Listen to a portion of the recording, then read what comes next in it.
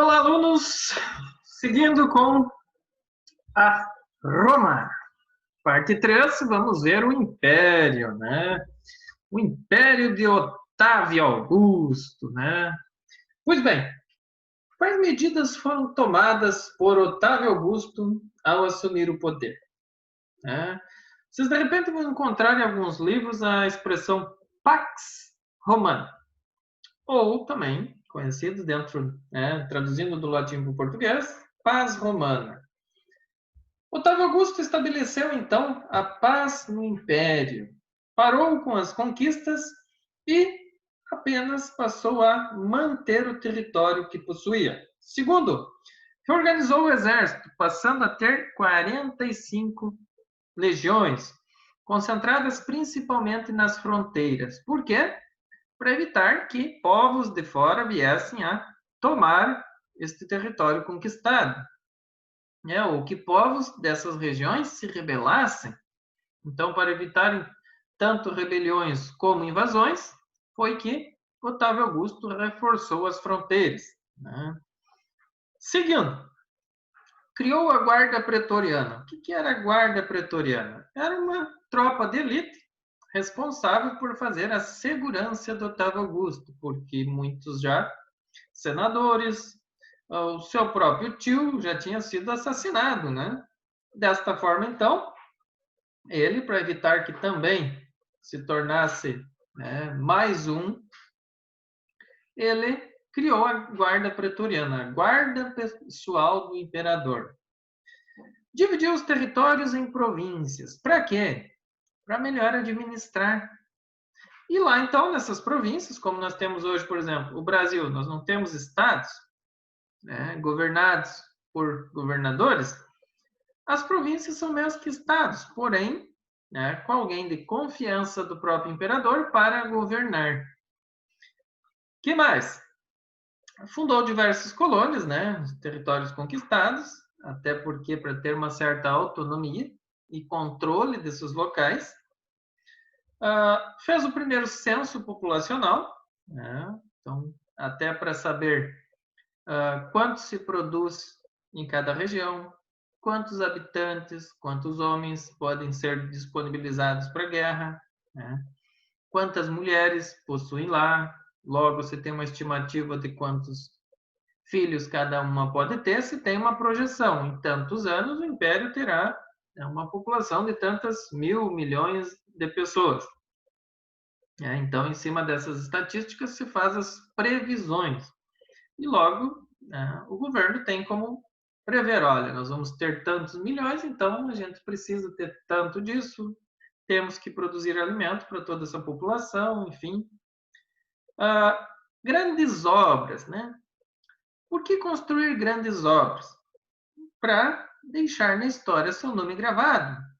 Pórticos, monumentos, palácios, vejam que muitos desses pórticos, se vocês forem Itália, França, nesses países, os pórticos estão em pé até os dias de hoje. Então, quer dizer, essas obras faraônicas, Coliseu, eles ainda permanecem, mesmo com 2000 anos de história. Exato. Deixar o seu nome gravado, então, porque todos aqueles, quem não almeja um dia viajar para esses países para visitar esses locais?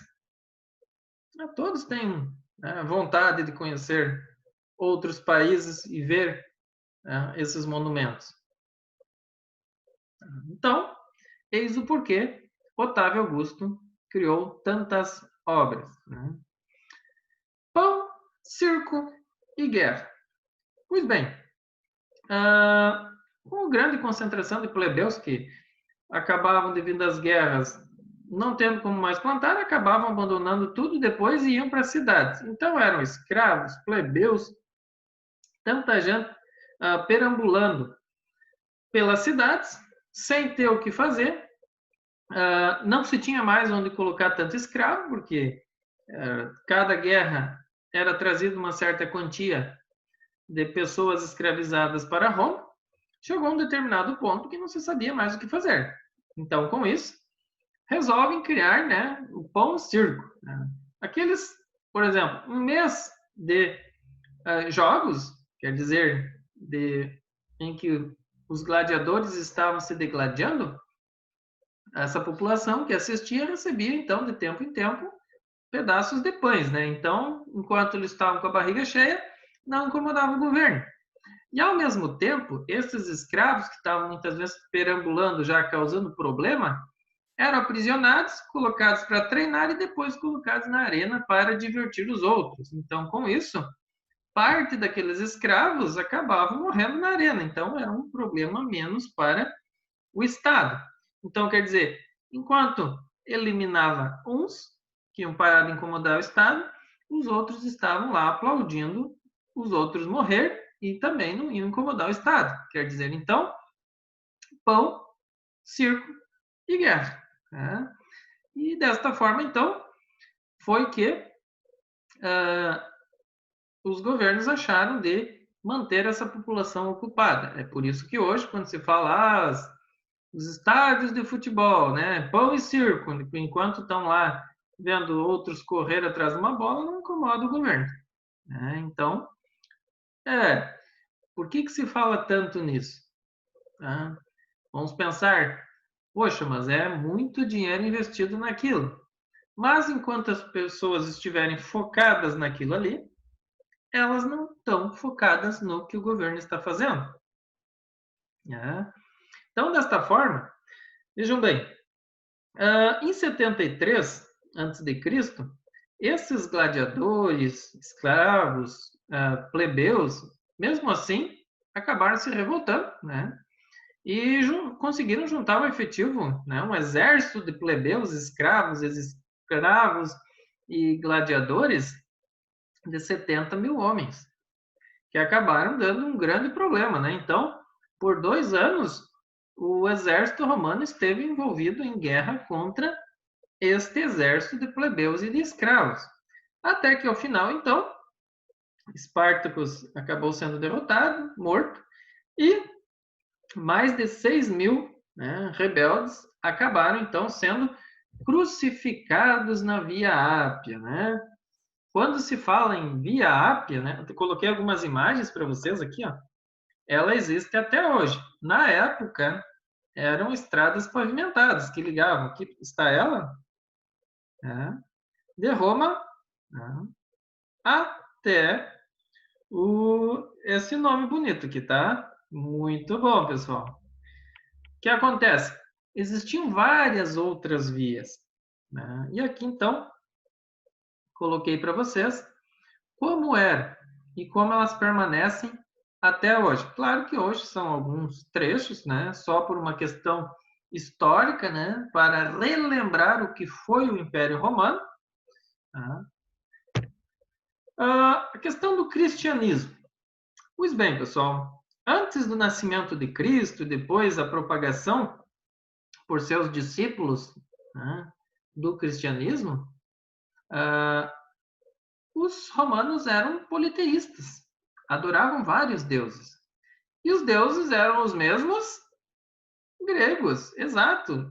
Eu coloquei uma tabela para vocês aqui, mais por curiosidade, mas para vocês verem, os deuses gregos, né, estão aqui, os principais, e em latim como se chamava.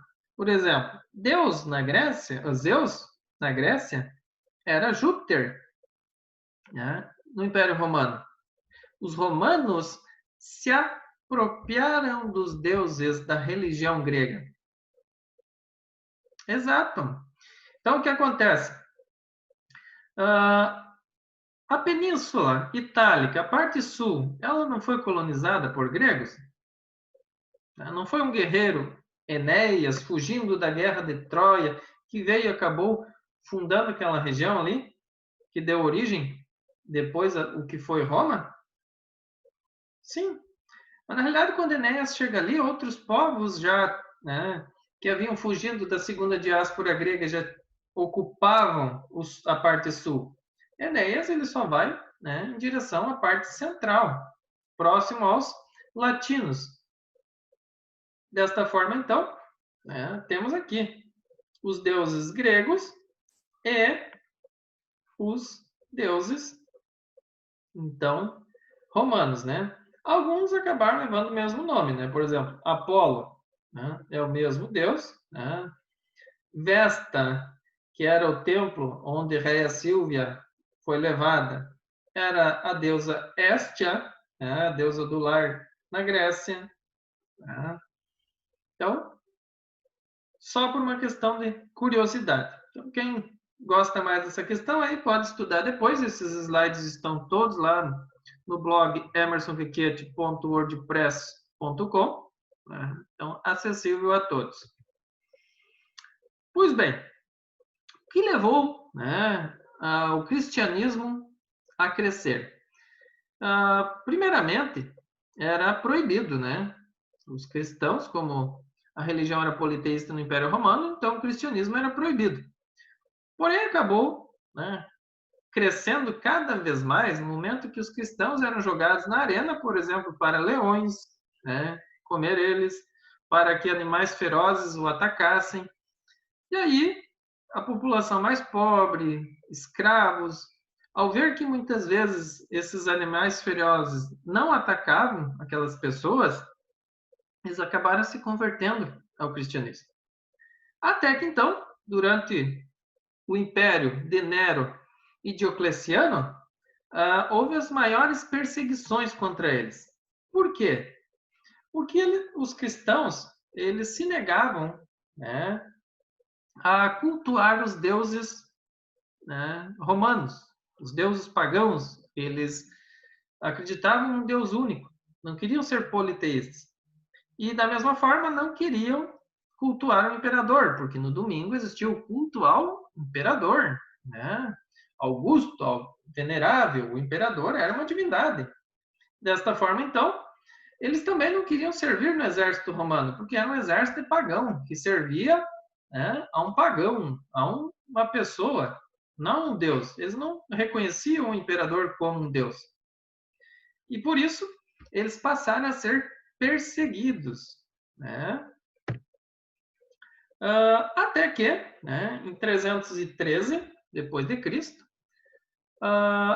o imperador Constantino acaba concedendo liberdade religiosa, depois então, que se chamou o Édito de Milão, né, na região de Milão, assinam este édito, porque muitas pessoas estavam se convertendo ao cristianismo. E em 380, então, o próprio imperador, né, Teodósio, acaba se convertendo, porque ele precisava do apoio desses patrícios que já haviam se convertido ao cristianismo. E aí, com isso, então, né, o cristianismo começa a ter força, cada vez ficar mais forte. Mas isto veremos, né, no próximo bloco.